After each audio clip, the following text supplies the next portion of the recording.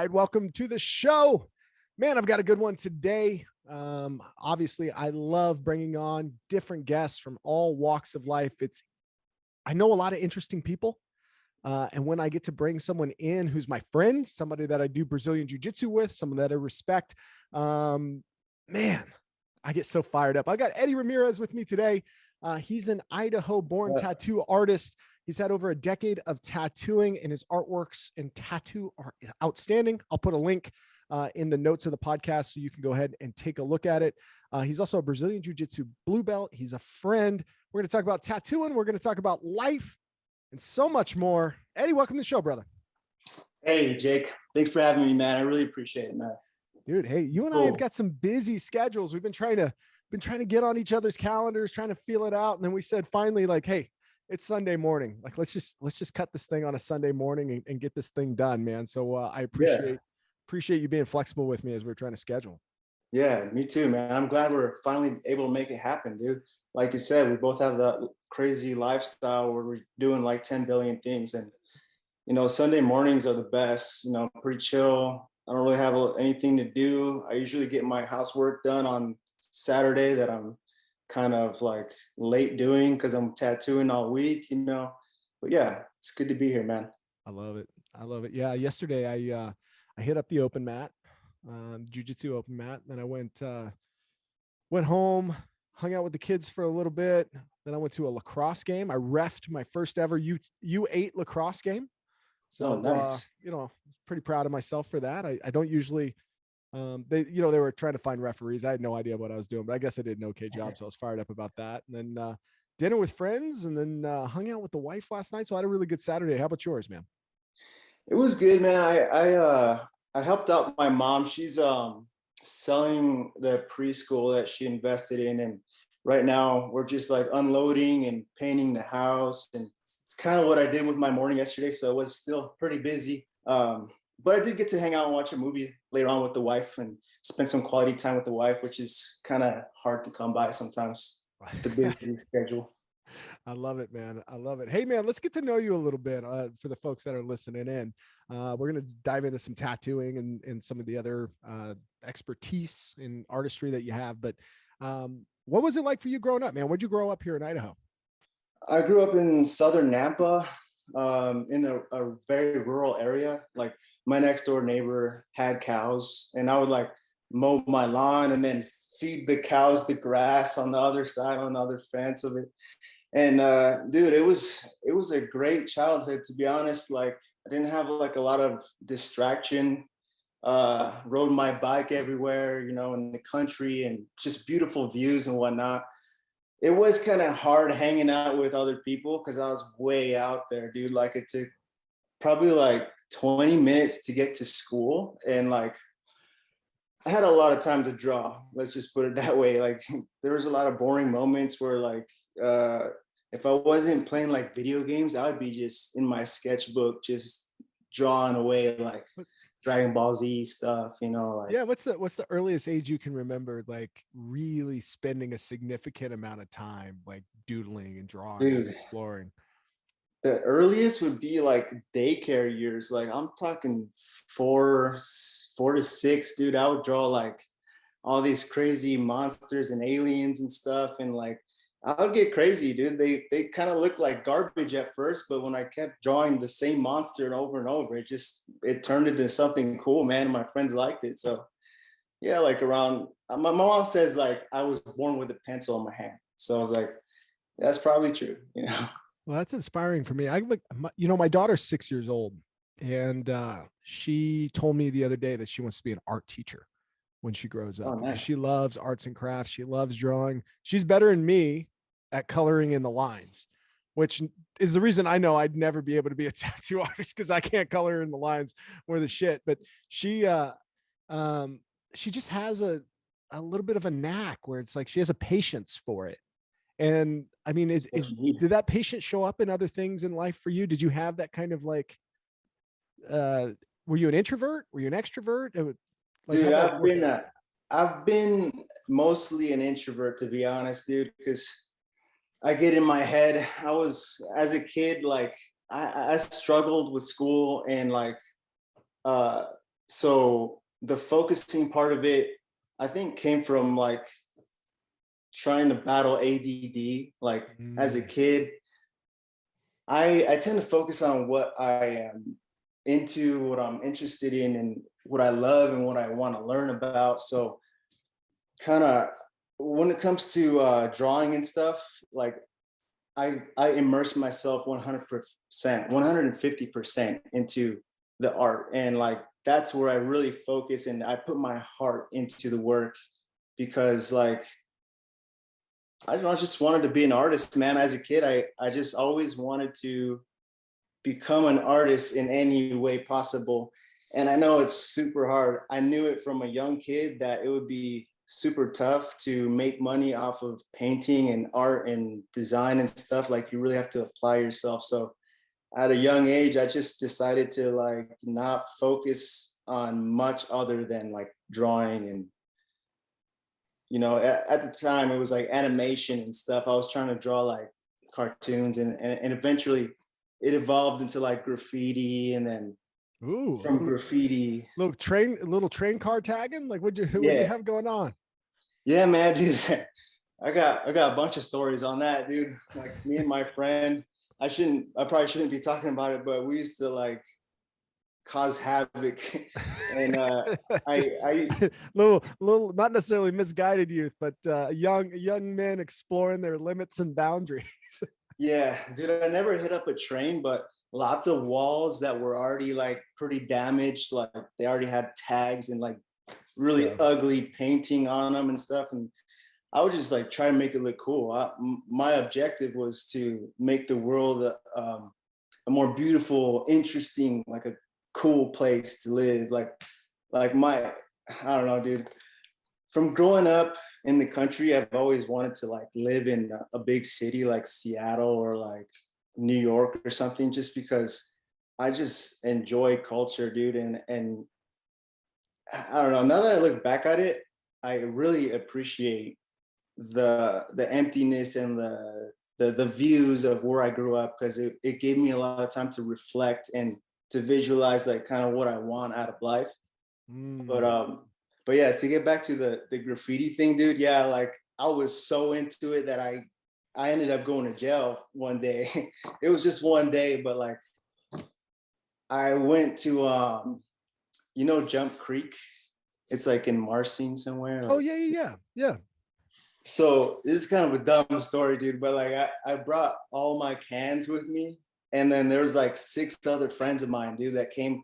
And I was like, yeah, we're gonna tag this rock. It looks like shit. There's a bunch of whack tags on it. I'm gonna make it look dope, right? So I did my thing, dude, and it was like I a could, I bright. could, I could just see you like you're just reflecting on the way you were thinking right now. It's so funny to watch your face. Yeah, it was dumb, dude. I was like, wow, why did I do that?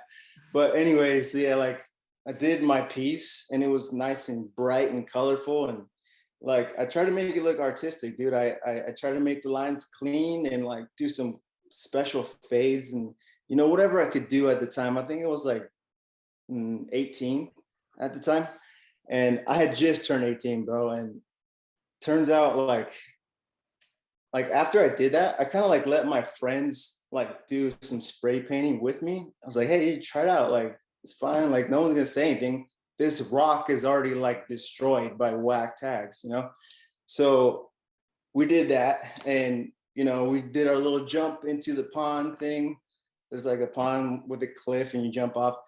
It was fun, but this turns out there's this other family that saw me there, dude, and they called the cops, and they like had somebody come in. Dude, they thought I was a gang member, so they came in like a SWAT team, and they came in with like automatic rifles, ARs, like to our face, like get on the ground and stuff. And I was like, okay, yeah. Like they had Oh no. me and my friends at gunpoint for spraying a rock, and like they had us all lined up, dude. And this is kind of like a humble brag type of situation, but like they were gonna take all of my friends to jail that day, and I decided to just step up and be like, hey, yeah, it was me. Don't No, it was only me. Like I have like paint on my hands, so like you can totally tell that's all my paint. And dude, it wasn't a good night. Let me just put it that way. No, it's I, spent a little night in the holding tank, huh? yeah, man. Yeah, really had some time to think about it. I mean, sure enough, there's other graffiti artists out there that have been to jail like plenty more times than me and like keep doing it. But that was my signal, like, hey, yeah, maybe you shouldn't like destroy federal property like that. Like, it Yeah. wasn't good. So But then what was it that moment that you decided to pursue a different outlet and tattooing, or were you already thinking about tattooing? Like where did the the artistic expression on mediums like paper and rocks and walls transfer to skin? so I was on my way to go to the Art Institute of Seattle. Like, that had been my goal throughout high school, is to go to Seattle and get my degree so I could be a clothing designer, dude. Like LRG, like Zoomies type of like streetwear. And I went there. It was a great experience, but dude, I went broke immediately. Seattle is so expensive, dude, and the school, the Art Institute, is super overpriced. And like, at the time, man, I it's a long story. I had my first child, my daughter Nalia, back in I don't know, 2010. And like, I had to come back home. I went to Seattle to go to school to try and make it within like a year, dude. And like, that just wasn't enough. My wife, my girlfriend at the time, she was staying with my mom at my house. And so I could do my thing and try and like become an artist. And so I just did like 6 months there at the Art Institute. And like, during that whole time, I kept thinking about tattooing, man. Like, I met a friend at the college, and he was a tattooer. He worked at a called Rooster Tattoo or something like that. I really wanted to work with him, and like, he kind of he written me off. He was like, "Nah, man, I don't got time for you, dude. Like, just do you and try to get an apprenticeship somewhere else. I don't think I can get you in." And I was just like thinking about the path that I was on, dude, and tattooing just seemed like so reachable out of all the things that I could do with the short amount of time that I had, because I've become a father at 19 years old. Like, I just thought like tattooing would be a way to support my family and like eventually take my art career other directions and have like parallel businesses like an art and making t-shirts and hoodies and stuff. And it's quite a long journey, dude. Yeah. So is you're there, your back's against the wall, you're running out of money, right? I mean, the reality is you got people back home waiting for you, depending on you. Yeah. And it seems like, excuse me, that, and correct me if I'm wrong, but like getting into tattooing, as far as buying the equipment and like starting to do it, that's fairly low barriers of entry. But becoming a tattoo artist and somebody who's successful at building a business and building a brand and coming doing quality work consistently, that's that's the difficult part of it. So you said, okay, I'm going to start tattooing. Like, what was that path then? How'd you pivot directions, Dude, and then how'd you get good at it quickly so you could provide for your family? brother, it was hard, man. I had to basically start on my own, um getting some tips from a friend of mine who's to this day my coworker, Ben Sanchez. I asked my buddy like what machine to buy, and he gave me some advice. And at the time, it was hard to get a good machine. I went through a couple of crappy ones and like tattooed people at my house. And the reason why I did that, dude, is because I couldn't get an apprenticeship, man. I'm kind of jumbling this story up here, but No, like, no, no. Yeah, this we'll follow it around. I went to get an apprenticeship at like several different shops. I only went to the best shops in Boise. Like, I went to Ink Vision Tattoo. I Yeah. went to Chalice in the beginning, dude, like 5 years before I started working there. And they didn't have time for me. I talked to Darcy, and she didn't have time for me. And like, By the way, I understand. I'm such a fan of her and her artwork and all She's that stuff. awesome, dude. Yeah, I don't know her personally. I just from a distance, because I've gotten as you know, Indies did my half sleeve on my right arm Yeah, out at Chalice, and I the met you man. there years before we started doing jujitsu together. Didn't even know each other really. Yeah, man. Did you meet me before? I Yeah, man, you forgot were. about that. Yeah, so when I came in to get the rest of this half sleeve done, Indies was doing this bird on the back of my arm with the rose. You were tattooed. God, this was, oh man, maybe 2016 ish, Yeah. 2017 ish. You were tattooing so, and this was up on, what is it, Lehigh or Orchard, or whatever that little. Lata Street off of Americana Yeah, towards like, Waco. yeah. So because the first part of this was done downtown, and then the shop like moved up the hill. Yeah, so that shop was the original shop, and then she branched out to a downtown location, which was pretty dope. And I wish I Okay. worked there, man. But the parking there was terrible, and like the Yeah. rent wasn't worth it. I guess there's like a leak and stuff, and Yeah. like a lot of people have tried to work there, and it just never worked out. Yeah. And then when Indies moved from the downtown shop to the other shop up the hill for a little while, I think before he left Yeah, again. And then yeah. you were tattooing right behind him, I believe. And there was you were doing some kind of big Indian chief kind of piece on somebody's back or their chest or something like that. It was Oh, badass though. yeah, I remember that on this guy's chest, and it went onto his arm. It was Yeah, like it was a huge, beautiful piece, man. I just remembered like taking a step back and being, damn, dude, like that's amazing. it was hard, man. But yeah, like to kind of like continue with that, like, Yeah. bro, I went through a couple of like hard times to get to Chalice. Chalice was my goal. Yeah, that was like the first shop that I would like to work at. Like it was crazy that I did a 360 and I went back there. But I did like two traditional apprenticeships, and the first one was this.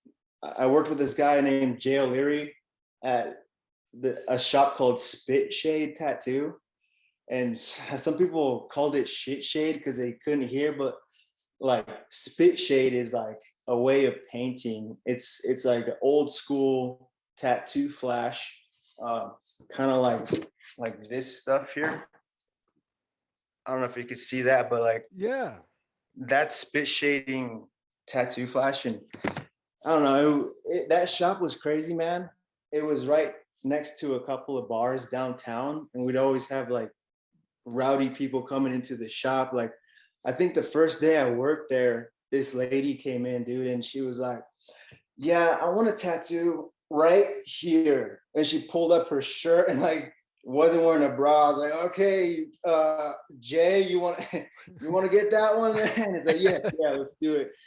No, but it was crazy, dude. Like I would work late hours, and like I would scrub tubes, clean the bathroom, do everything that Jay wanted me to do. Like I brought him a Mountain Dew every morning. He's kind of an eccentric character, this guy. He's hella cool though, man. Like really interesting guy. Anyways, that didn't work out. It was like a little too crazy for my taste. Like I wanted to deeply immerse myself into learning the craft rather than just like tattooing with kind of like a little bit of knowledge. Yeah. So I went to this other place called Six Daggers, and that was owned by Brad Huntington. He's a cool guy.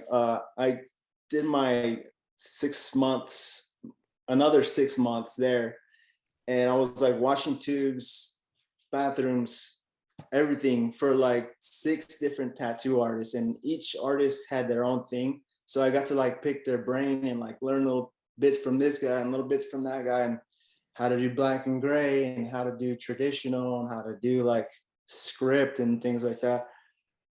It was fun, man, and that was a good experience. But like I really wanted to get more into like the classic timeless like traditional styles, and that's kind of why I pushed myself to get to Chalice, because I think they've always had that traditional base. Like Darcy has that traditional American style base where like she can build up off of that. It can go neo trad a little bit, it can go new school a little bit. Like she can pretty much do any style, dude, and it goes through her filter, so she's gonna do it to the best ability. So it's cool working there, man. And I got all my homies working there too. Like all my friends pretty much from different shops that I worked at, they're working there too. So I can't see myself leaving there. It's like a clubhouse. That's a beautiful thing, man. When in this journey, when did you like really take a step back and say, I'm a fucking tattoo artist. Like I'm a, Yeah, I got that, you know, that little humble chest pound moment where you're like, look, yeah, look at yeah, dude. I do it all the time, man. I did it this morning. Nah, nah. that. Like I know what you're talking about, and that's a cool feeling, dude. I feel like once I started really working my ass off to where the point I was to the point where I was like really fatigued and like still drawing and still tattooing and still scrubbing tubes. Like I just felt like nah, nobody can fuck with me right now. I'm in this. I'm tattooing. I'm dipped way deep in the industry, in the tattoo world. Watch every freaking video on YouTube, like all the Vice documentaries and stuff. And I just was so proud, dude, to be a tattooer because it's the history of tattooing is ancient. Like it goes back to like mummies and like people who are it could be timeless, like in general, like since the beginning of time, like men, like Yeah. humans have been Well, marking themselves. yeah, there's all kinds of instances of like tribal scarring and like purposeful I don't want to say manipulation of the body, but that's, I mean, there's, body manipulation or expression of self or expression of community has always shown up on people's bodies. Yeah, man. The Polynesians were like the first tribes to like really evolve that. Like they Yeah. would do like bodysuits and stuff and like resemble the ranking in the tribe in the community. Like the chief would have like a sick ass chest piece or something that's like super powerful looking, which is cool, man. Like that's a cool way to go And about they're, society. But and they're tapping all that stuff in, aren't they? yeah, it's like extremely painful, dude. It's like how you do that. It's insane. I still don't get that, man. Like, there's Japanese tabori, which is like a traditional way of doing it, and that actually is pretty peaceful, man. But like the Polynesian style with the hammer, like that's gotta hurt, man. Like actually, I got a tabori tattoo on my thigh, and it was super relaxing. It took a little bit longer. It's about this big, but it's more meditative in a way, which is Mm. cool. And the So tattoo is dance. yeah. So, one of the things that I love to talk to creators and artists and innovators about on this podcast is where their artistic process is now. Like, what are you focusing on? What are you interested in? How are you growing and evolving your game as an artist, as a tattoo artist? So, well, yeah, we'll just start with that. So yeah, so I have always strived to get mentors for this type of thing. Like, what is my process and what is the most efficient way to go from point A to B on a drawing and make it the best you can possibly make it. I typically start out with a thumbnail sketch, and that's some advice that I've taken from some of the guys who have tattooed me, Jason Condell, Lango Oliveira. Like a thumbnail sketch is like it's like a little drawing like this. Yeah. It's small, so Okay. like you don't have to spend all day rendering it big and like erasing stuff. Like when it's smaller, you just like kind of see things in proportion and like get a good balance and idea of how to shade it in a You, like a more you're trying to capture the spirit like of the drawing, right? I mean, is that yeah what it is? yeah in a way, yeah, exactly, yeah. So usually I'll do more than one. I'll do like up to 5 or 6 different small sketches, and I'll pick the right one, like the one that speaks to me the most, the one that has the most spirit, like you said. Like that one becomes a semi-final, and a semi-final drawing, it looks kind of like this. So I don't know if you can see that, Yeah, yeah, but yeah. a brush pen sketch that is ready to be finalized, and it still has like maybe a few little hiccups like that I could tune up on a final sketch.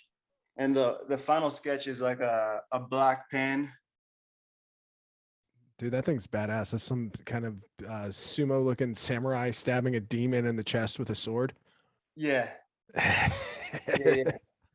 So I'm super into Japanese, man. Like that's another thing I was gonna say is like the Japanese culture to me is like supreme in tattooing because there's a lot of meaning behind everything, and there's a strict path to getting a finished product. There are like rules and different elements that you have to learn how to draw in order to create this story, as a Japanese sleeve.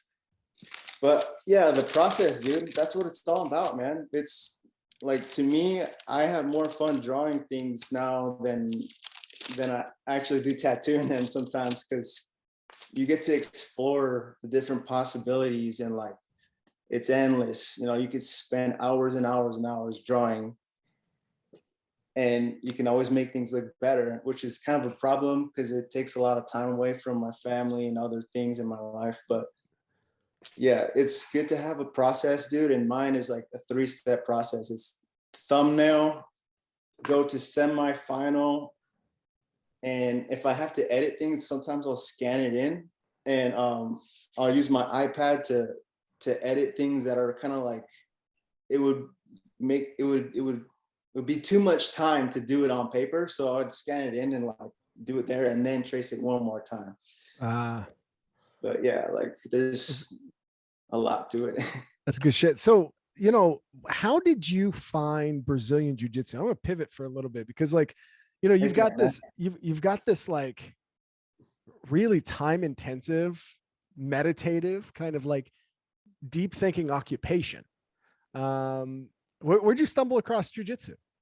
Dude, to be honest, it was at a tattoo convention where I was talking to my buddy Cody Lee. Oh, shout out to Cody Lee. You know Cody, right? Yeah, hey, So, Cody did the half sleeve on my left arm. oh heck yeah, man. Yeah, he's so good, dude.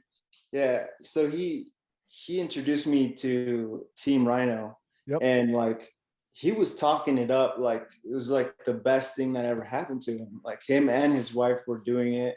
And I've always been interested in it. In the past, I did 4 years of boxing. I don't know if you knew that, but throughout high school, I was in boxing and I got pretty good at it. I never fought like in the ring. I never took an amateur fight or anything, but like to me, I thought I was going to be a boxer. But when I talked to Cody about the martial art of jiu-jitsu, man, it just seemed so exciting and like so fulfilling that I had to try it out. And he was right, man. Like Mr. Keith was something else, man. Like I could have gone to like SBG because it's like by my shop. Yeah. But like I started with Team Rhino, and Mr. Keith was such a good teacher, man. It clicked with me so much, and I got so much more than just like self-defense out of it that like it's just part of my life now, dude. It's just, I love it, dude. It's a great way to address mental health, Oh, 100%, man. And you're a great role too, man. You're fun. I gotta watch my neck. Thanks, I know man. you got, yeah, I gotta protect my neck, Wu-Tang style when I'm rolling with you, because I know you're looking for those guillotines. Wu-Tang represent. That's good, man. So you've been training what, a couple years now? Yeah, I started like late 2018. And then I took like big breaks, dude. Like in that first year, I took like 2 or 3 months off at a time, and I got back. I was like paying like $20 a class. I was just dropping $20 every time, and then I got really serious, dude. When I wanted to get my blue belt back in 2020, I think.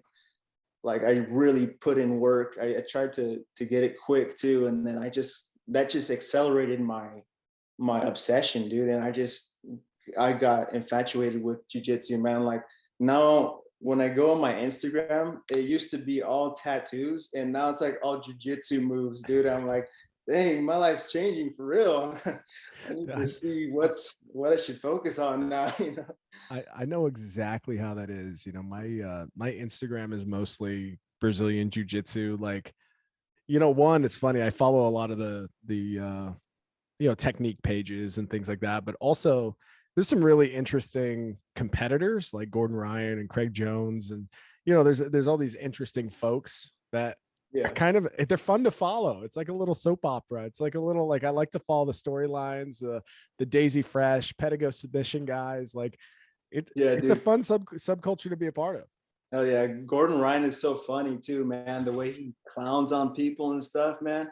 And he can back it up, so it's like even more entertaining. Like this guy right here, he can kick anyone's ass, and so he just says whatever the fuck he wants. Yeah, it's But, and I think I think he knows how to play the game. I think when it really comes down to it, he has um I don't know if he'd admit this. I don't know him well enough or at all, to pretend like I know what he's thinking, but he just seems like one of these people that understands the showmanship oh yeah, creates money, and that he's actually improving and bettering the sport being a heel sometimes, where he's like just talking trash yeah, and getting people I believe fired it. up and creating controversy, because that's where money starts to come in to the game. So, good Yeah, on him for doing that, but I know he rubs a lot of people the wrong way for sure.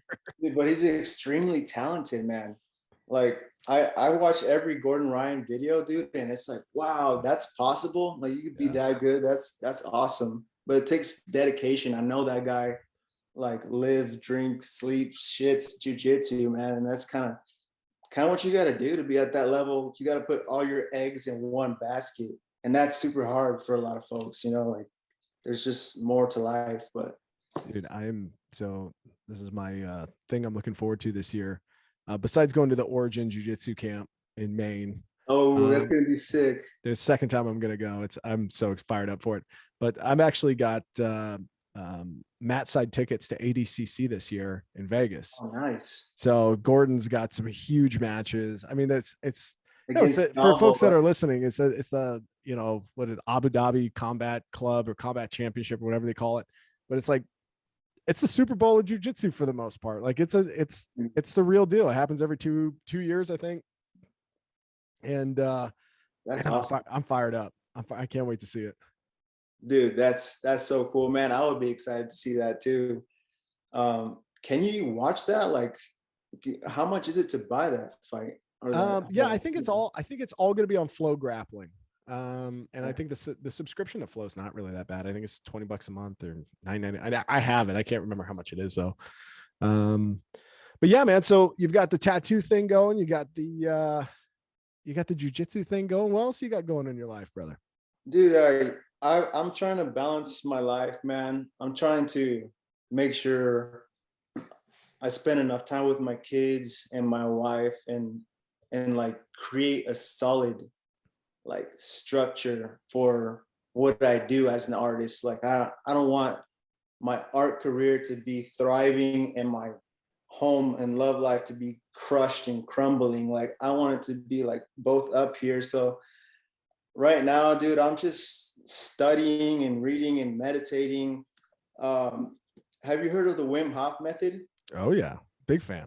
So I've been doing that, man, since he came out on Rogan.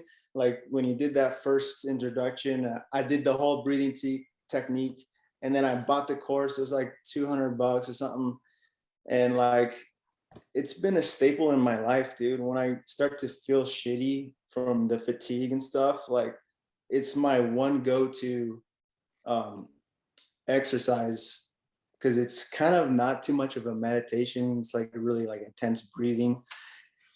It is in a way, but it's been my go-to to like refresh my mind, Yeah. and the cold exposure too, dude. Like I've noticed when I'm sick, if I take a cold shower, like it kicks its ass, dude, like the virus or whatever. Like it allows me to live normally for a little while, like throughout the day, as that the cold shower, the cold shock proteins are still working in my body. So like I feel great afterwards. And it's just a discipline like everything else. Like the cold sucks, it hurts, man. It I sucks, but I'm willing to do it. And Go Well, ahead, man. no, I was gonna say, well, so a couple of things you probably don't know about me. So I'm in the ice bath all the time. I got a big trough out here at the house, and I do cold Nice. plunges on a regular basis. And I'm excited. I've got we'll have to talk offline about it because maybe we can get you to design a signature piece of apparel for this. But I've got a clothing brand in the cold plunging subculture launching this summer. Nice. And so it's called 33 to Freedom. I'm excited about it. It's kind of the first time I'm actually talking about it out loud, but I didn't know that you were into that stuff, man. And I know you're an artist. So like, let's collab on this. Let's do something fun. Dude, I'm totally down, man. Like, I need to get myself out there more with the clothing design, and I would like to do that for sure because it's been a big part of my life, man.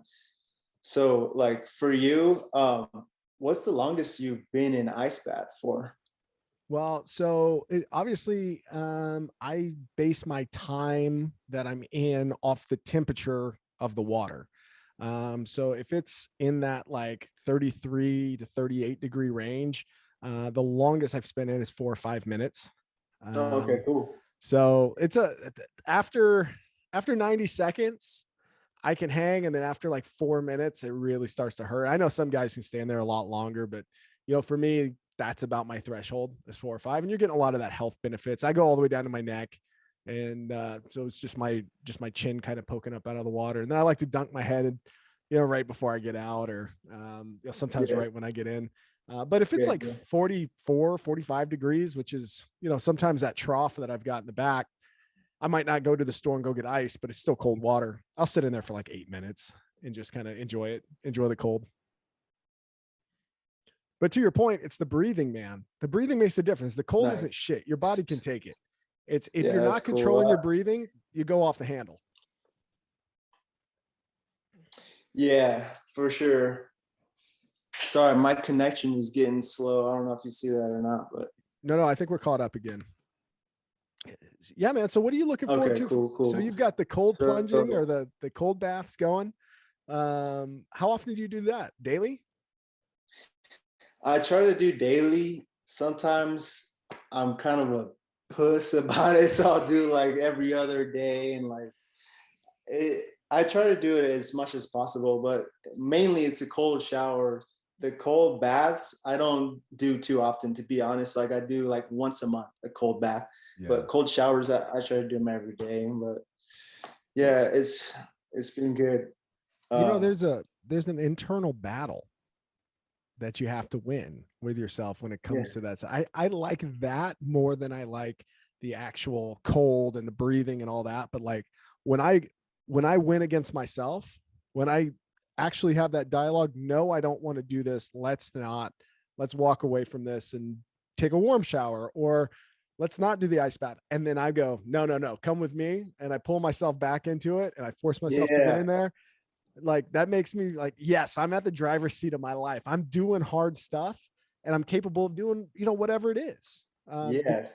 Pushing that override button, man. You're in control of your own physiology.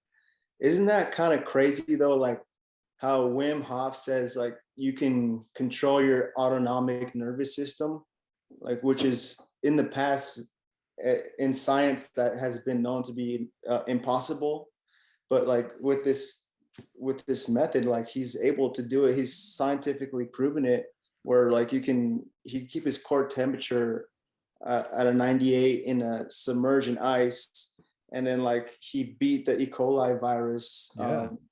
Like all that stuff is just insane, dude. And more people need to pay attention to it because we Well, need it. that clinical trial was crazy too, because he beat, he had them inject him with E. coli or whatever it was, or something very similar.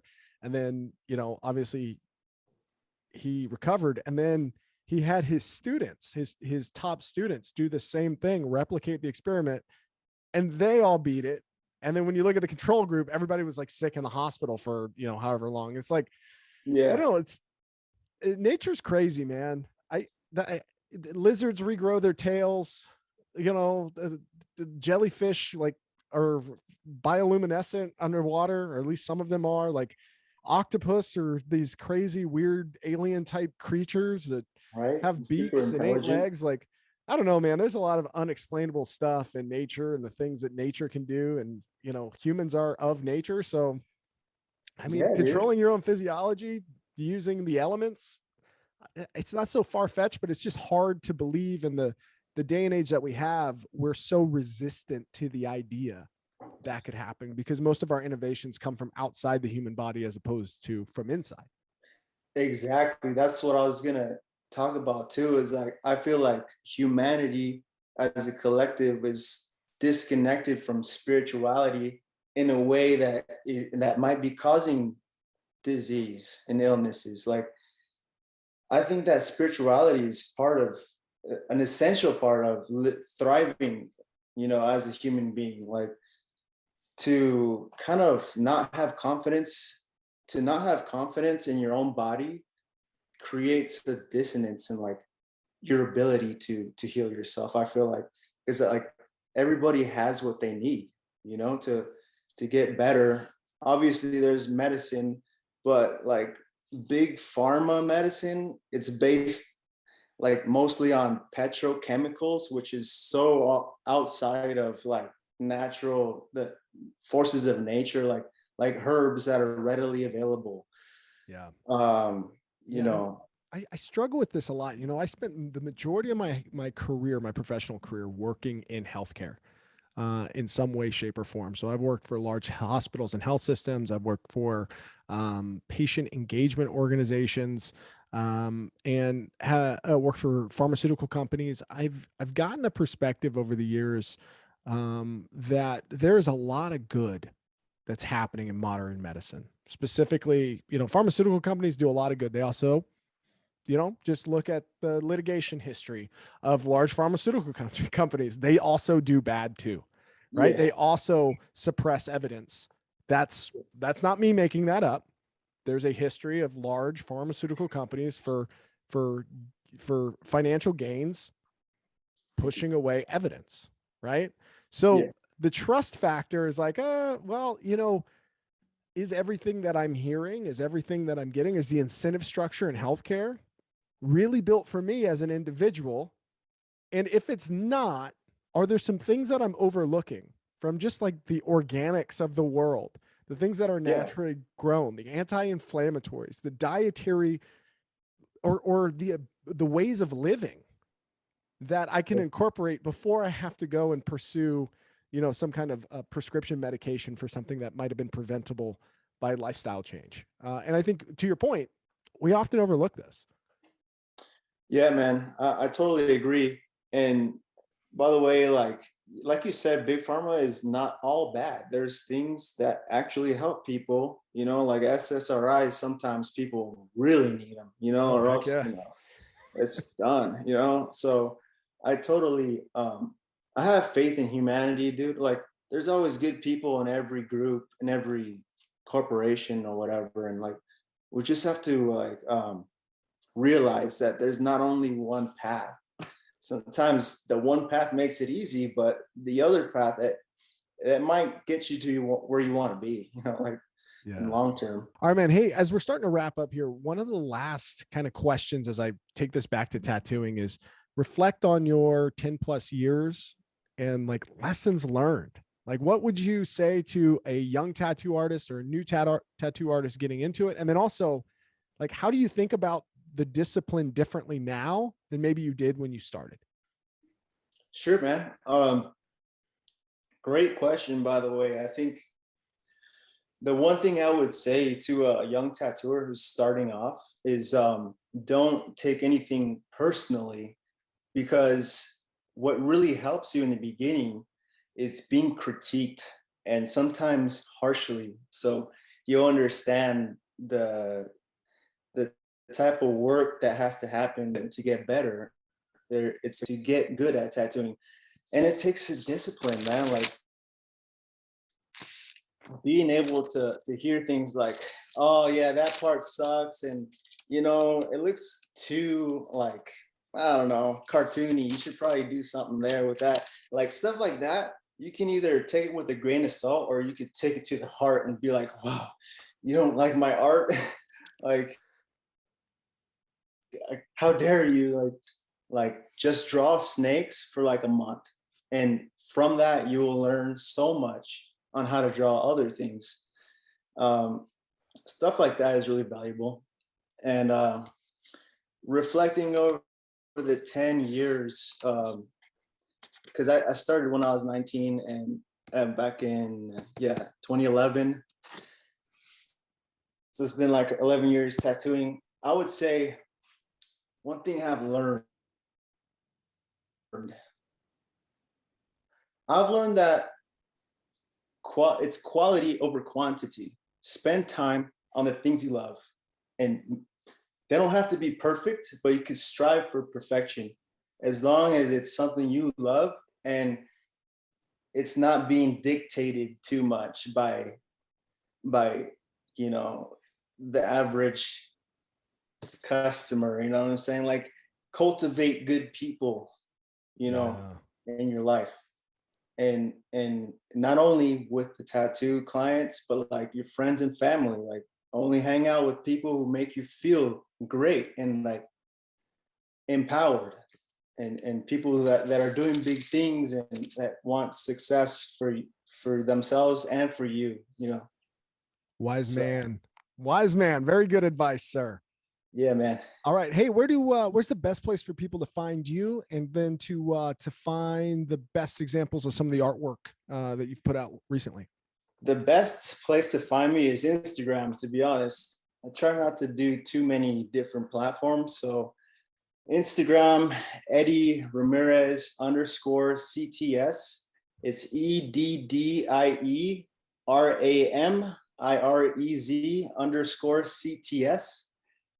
on Instagram. So Perfect. feel free. Yeah. Yep, and I'll throw a link to that as well in the podcast notes so people can quickly get to you. Eddie, my brother, it's Dude, Jake, it's thank you pleasure so to much. know you. It's a pleasure to do jujitsu with you on a regular basis. I'm looking forward to getting some ink on my body from you eventually, and then certainly as I reflect on your advice and making sure that I have good people in my life, I'm proud to call you one of them, my man. So better for It's my knowing pleasure, you, man. and hoping you have a great weekend. And I'll see you soon. Awesome, Jake. Thank you so much. Have a good one, man. All right, cheers, brother.